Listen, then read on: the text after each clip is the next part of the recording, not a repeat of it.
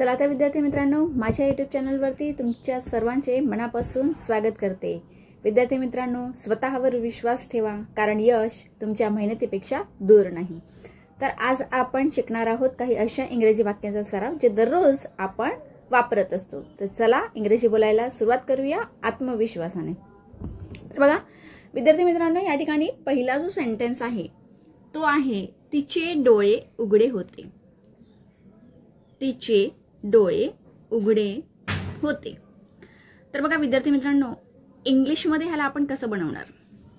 तिचे डोळेसाठी her eyes, ठीक आहे, तिचे डोळे हर आईज।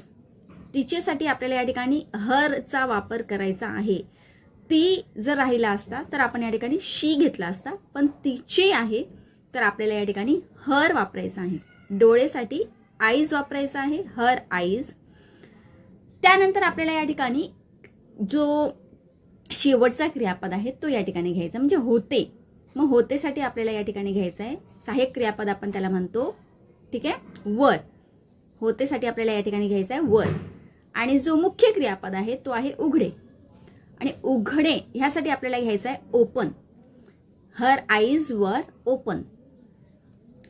पुढचा एक सेंटेन्स बघूया, त्याचे डोळे उघडे होते।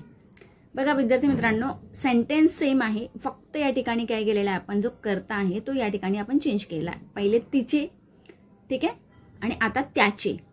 आता त्याच्यासाठी म्हणजे तो साठी आपण काय वापरतो, तर ही वापरत असतो, आणि त्याच्यासाठी आपल्याला काय वापरायचं आहे, तर हीज वापरायचं आहे। तर हे अतिशय लक्षात ठेवण्यासारखी गोष्ट आहे की तिचेसाठी आपल्याला हर वापरायचं आहे आणि त्याचेसाठी आपल्याला हीज वापरायचं आहे। या ठिकाणी कन्फ्यूज व्हायचं नाही।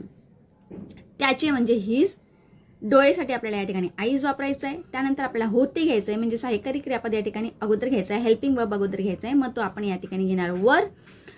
त्यानंतर आपल्याला मुख्य क्रियापद घ्यायचं आहे आणि तो म्हणजे ओपन, ठीक आहे, उघडे। मग त्या ठिकाणी आपण घेणार ओपन।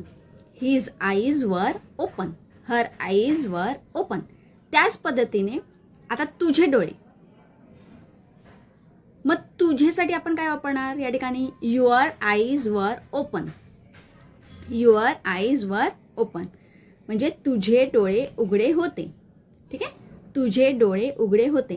अशा पद्धतीने तुम्ही या ठिकाणी तिचे, त्याचे, तुझे, आईचे, बाबांचे, अशा पद्धतीने तुम्ही वेगवेगळे कर्ते घेऊन हा सेंटेन्स तुम्ही वेगवेगळ्या पद्धतीने विद्यार्थी मित्रांनो बनवू शकता।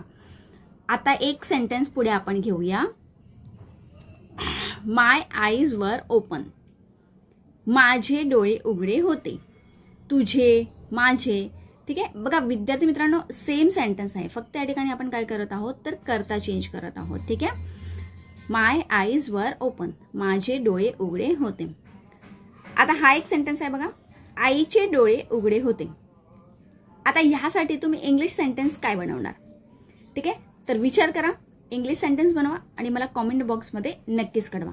तर हा जो व्हिडिओ आहे तुम्हाला आवडला असेल तर नक्कीच लाईक, शेअर आणि सबस्क्राईब करायला मात्र विसरू नका।